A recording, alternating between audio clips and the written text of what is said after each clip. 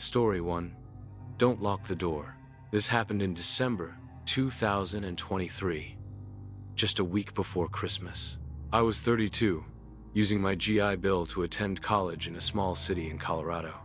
Between classes, part-time work, and exams, I didn't have much time for socializing. So, like a lot of people, I turned to dating apps. One day I matched with a girl named Kayla. She was my age, attractive, easy to talk to, and had a dark sense of humor I liked. After a few days of chatting, we made plans to meet at a bar halfway between our neighborhoods. She looked even better in person, confident, laid back, and charming. We hit it off over a few drinks.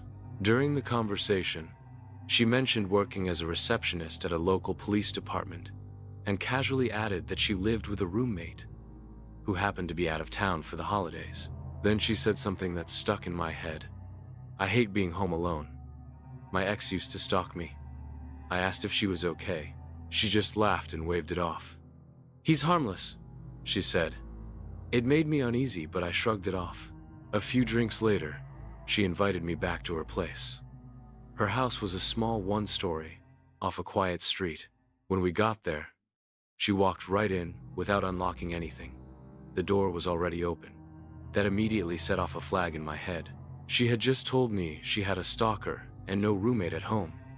So why would her front door be unlocked? Inside, the lights were dim. As she went to feed her cat, I noticed a bowl of cereal on the kitchen counter. I touched it. Still cold. Fresh. You eat this before we left? She hesitated. Yeah. Quick snack. But it didn't add up. It wasn't soggy. It hadn't been sitting long. Before I could ask more, she kissed me sudden, aggressive, and led me to her bedroom. I felt disoriented but followed. When I moved to shut the blinds, she stopped me. Leave them open. That sent a chill down my spine. Minutes later, we were in bed. I lay on my side, back to the window, when I heard her gasp. A real gasp, not playful. I turned just in time to see someone in a dark hoodie bolt from the deck, vanishing into the yard. I jumped up, my blood instantly cold. I ran to check the doors. The front door was unlocked. I locked it, and bang, something slammed into it from outside. I froze. I looked at her, wide-eyed. She wasn't panicked. She wasn't moving. It's just him, she said. Your ex? Yeah. He does this. He'll leave. She wanted me to come back to bed. I couldn't believe it. The banging on the front door didn't stop. I turned to Kayla, expecting panic. But she was just sitting on the edge of the bed, oddly calm. It's just him, she said. He does this. He'll go away. She meant her ex, the stalker, the one she had warned me about earlier. She was acting like this was completely normal. I walked out of the bedroom to check the door again. Of course, it was unlocked.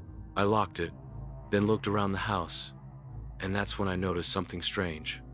The house didn't feel lived in. No pictures, no mess, no warmth. There was furniture, yes, but it was minimal, like a model home, not someone's actual home. A bowl of cereal on the counter, still cold. Her story didn't line up. I turned back to her, my voice sharper. Why wasn't the door locked? Why is the cereal still cold? You said your roommate's gone, so who was eating? She smiled faintly. It was mine, before we left. But the way she said it, mechanical, unconvincing, made the hair on my arms stand up. That's when it really hit me. This might not be about a stalker at all. What if this was a setup? A robbery, or something worse? Maybe the guy outside wasn't an ex. Maybe he was part of it. Maybe this was something they had done before. She worked at a police department, supposedly. But what if that was a lie too? I felt cornered. I didn't want to show fear, so I kept my tone low and steady. If this is some kind of trap, I said, you picked the wrong guy. She didn't react, just kept watching me. I pulled out my phone behind my back and ordered an Uber. It was 5 minutes away. I had to stall. I kept her talking, asking random questions, anything to keep her distracted. I never fully undressed, so my clothes and shoes were still by the front door. Jacket on, phone in hand. I was ready to leave the second I saw the car. She kept trying to bring me back to the bedroom. I stayed near the door. Then my phone buzzed. Uber was outside. Without a word, I opened the door and left. Fast. She didn't follow, didn't yell, just stood in the hallway, barefoot. The Uber driver didn't ask questions. He saw my face and just nodded as I slid into the back seat and slammed the door. I was shaking, trying not to show it. My heart didn't slow down for the entire ride back to the bar where we'd met. I couldn't stop thinking about it. The unlocked door, the cold cereal, the guy outside the window, who somehow knew exactly when to show up, and then her standing there calmly while someone pounded on her house. I've seen people scared. That wasn't fear. That was indifference. Or, worse, expectation. Back at the bar, I sat in my car for a few minutes before pulling away. My hands were still trembling on the steering wheel. I ended up reporting her dating profile that same night. I also told the bartender about the whole thing, not in detail, but just enough to warn him in case she ever came back there. Something like, if that girl with dark hair comes in again, keep an eye out. I didn't even know what to report. She hadn't done anything illegal. Not directly, but every piece of the night felt calculated. I kept running it back. If she was being honest, and her ex really did stalk her like that, why was the door unlocked? Why was there fresh cereal on the counter when she said she had no one else home? Why would she ask to keep the curtains open? Why wasn't she afraid? And then came the worst thought of all. What if I hadn't noticed? What if I had stayed the night? What if I had fallen asleep? That house didn't feel like a home. It felt like a scene, like I had stepped into something already planned, and I'll never know what the final act was supposed to be. Maybe it really was just a crazy ex. Maybe it was an attempted robbery. Or maybe it was something far stranger. I'm a Navy vet.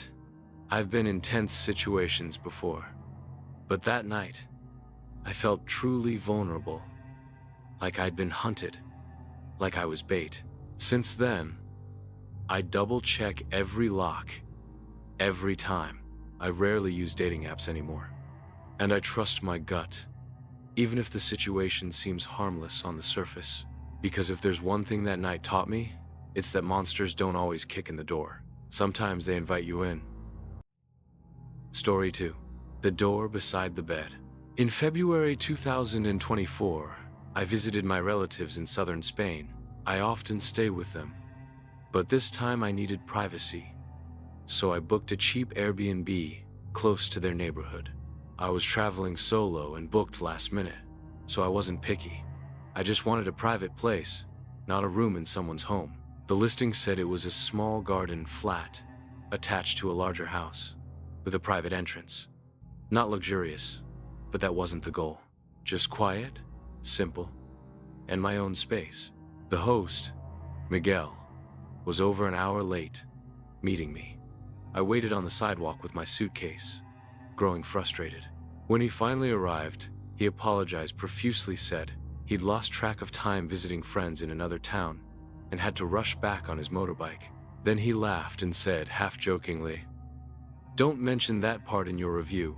I might have had a few drinks." That immediately made me uneasy. Still, I just wanted to drop my bags and rest. He seemed friendly, chatty, harmless enough. He showed me around the space. It was small, located below street level. Not quite a basement, but definitely sunken. To enter, I had to walk through the backyard and down a few steps. The interior was old, but functional. A kitchenette, small couch, bedroom, bathroom, pretty much what was advertised. Then he pointed to a door near the bedroom, tucked just beside the wardrobe. "This stays locked," he said. "It connects to the main house. You don't need to worry about it."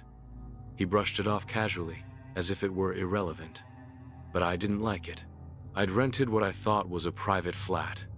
The idea that someone could access my room through an interior door, it made me anxious.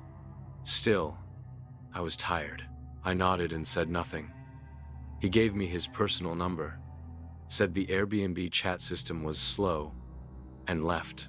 I unpacked, changed, and headed to my family's for dinner. When I returned later that night, the place felt colder. Miguel stood in the doorway of my bedroom, eyes scanning the small flat.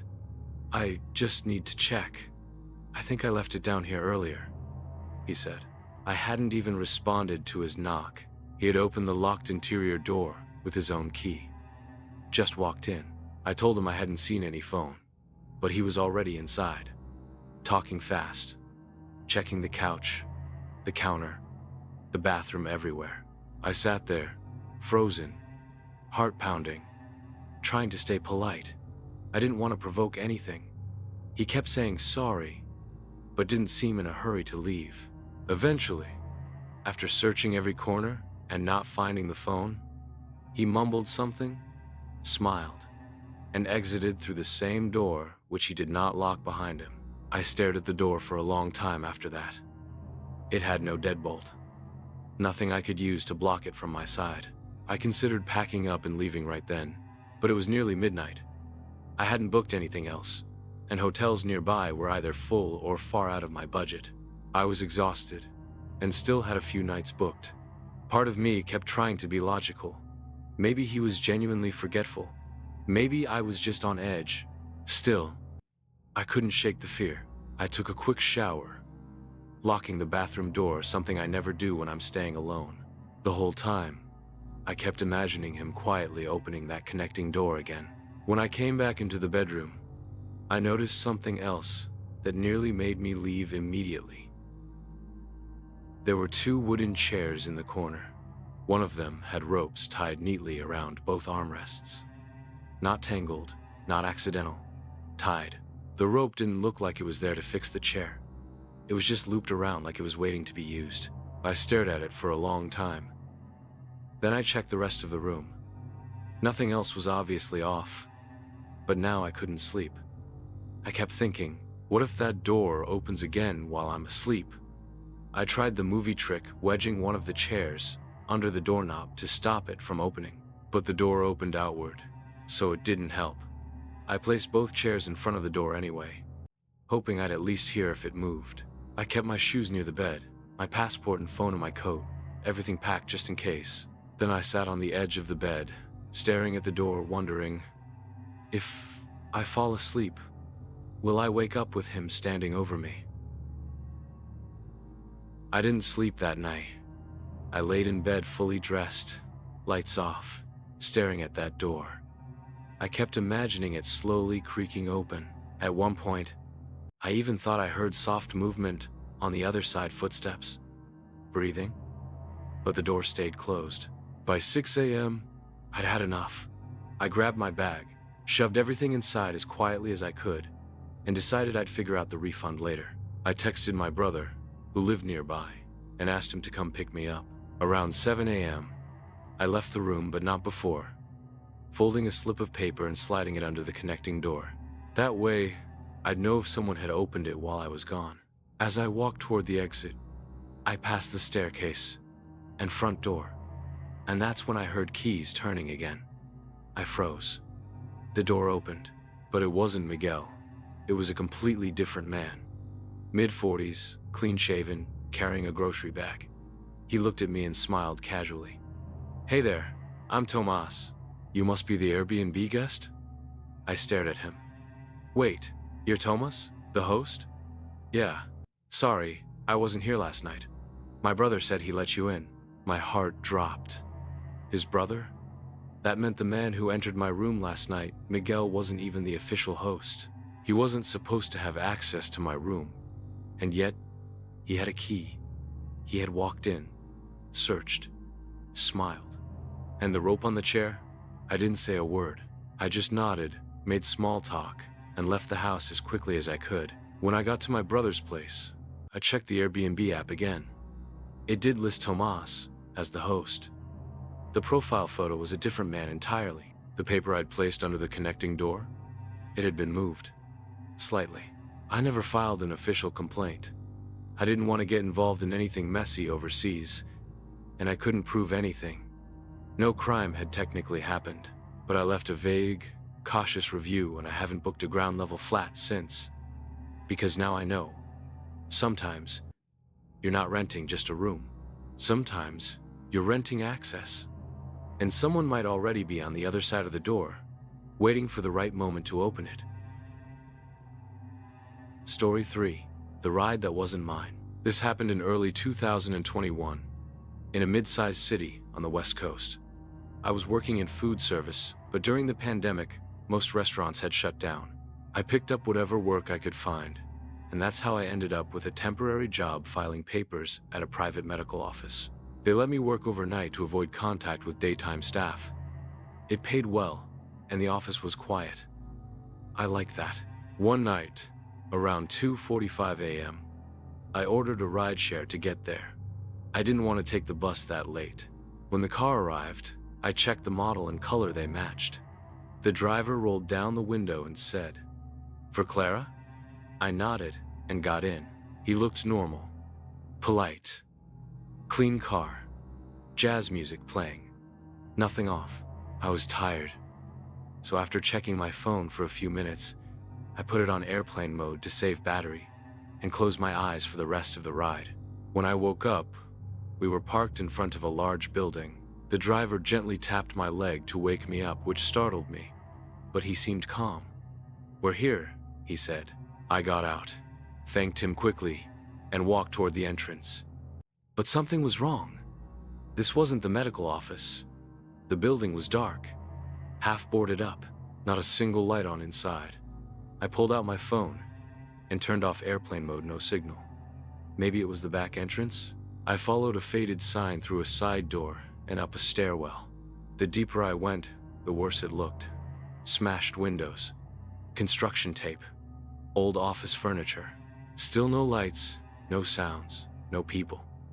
I told myself I'd just gotten dropped at the wrong side of the building. I just had to find the main door and call another ride. I scrolled back through my messages to double-check the address I gave, and it was correct. So why did he bring me here? I was about to open the Rideshare app when I heard it. Footsteps. From downstairs. I froze. I was alone in an abandoned building at 3 a.m. No working phone. No exit that didn't pass through that stairwell. I backed away quietly, searching for another staircase. I found one, but it was collapsed, barely usable, just an open drop to the floor below. Then the footsteps started coming up. The footsteps were getting closer, echoing up the stairwell.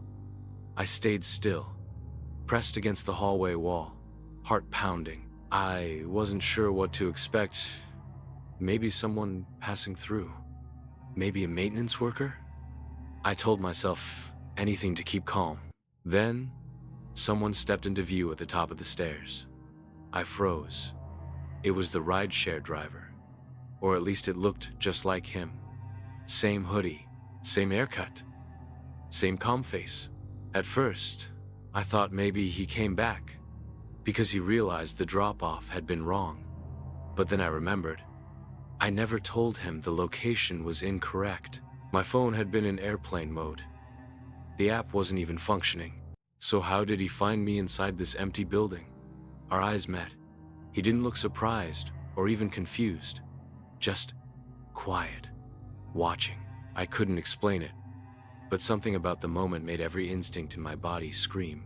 I had no idea what he wanted or why he had followed me in, but I knew I didn't want to find out. There was no way past him through the main stairs. So I quickly turned and moved toward the other stairwell, the one under construction. It was steep, unstable, but it was my only other option. I carefully lowered myself down. When I reached the lower floor, I started looking for another way out. The hallways were dim and unfamiliar, and I couldn't tell which way led back to the entrance. Then, suddenly, a beam of light cut through the darkness. "Hey, you okay?" A voice called out. I turned toward it, a police officer, flashlight raised. He looked just as surprised to see me as I was to see him. "This building's off limits," he said. "Mind telling me what you're doing here?" I tried to explain, stumbling over my words, still too rattled to speak clearly. He asked a few calm questions, then helped guide me outside to his patrol car. Another officer was standing nearby, and I finally felt a bit more grounded. Outside, the officer told me he had been doing a routine patrol and noticed a vehicle parked out front. The building was supposed to be empty. That's why he came inside to investigate. By the time we looked around, the vehicle was gone. Sitting in the back of the patrol car, I was finally able to catch my breath. The officer stood nearby, giving me space while I scrolled through my phone, trying to make sense of everything. The moment I had a signal again, my Rideshare app lit up with notifications. "Your driver has arrived. Waiting at pickup location. Ride canceled due to no-show." My heart dropped. That meant the person who picked me up earlier wasn't my driver. I double-checked the license plate, the vehicle info, even the name. The actual driver had never arrived. The man I got into the car with had stopped at the curb, asked for my name, and I had simply nodded, too tired to think twice. The car matched the general description. But now I knew. I had gotten into a completely different vehicle. And somehow, that man had taken me to an empty building. I told the officers everything I could remember. They stayed calm, but I could tell they were concerned. I didn't have many details, just a general description. Early 30s, light brown hair, clean-shaven, wearing a zip-up hoodie. The car was a sedan, silver or gray, maybe a compact model. The officer nodded. "That building's been vacant for months," he said. "Nobody should have been inside. They filed a report and offered to drop me off somewhere safe. I declined and called a friend instead. I didn't want to be alone, but I didn't want to sit in that car any longer either. That night, I didn't sleep. I kept thinking about the timing, the way the man knew my name, the fact that he waited until I was too tired to notice anything was off. The silent building. How calm he had seemed when he walked up those stairs. I don't know what he wanted. I don't know why he returned, and I don't want to know. All I know is this. Next time, I will triple-check the license plate, the name, the face, everything. Because now I understand that not every car that pulls up is the one you asked for. And not every ride takes you where you're supposed to go. Sometimes, it takes you somewhere you were never meant to be.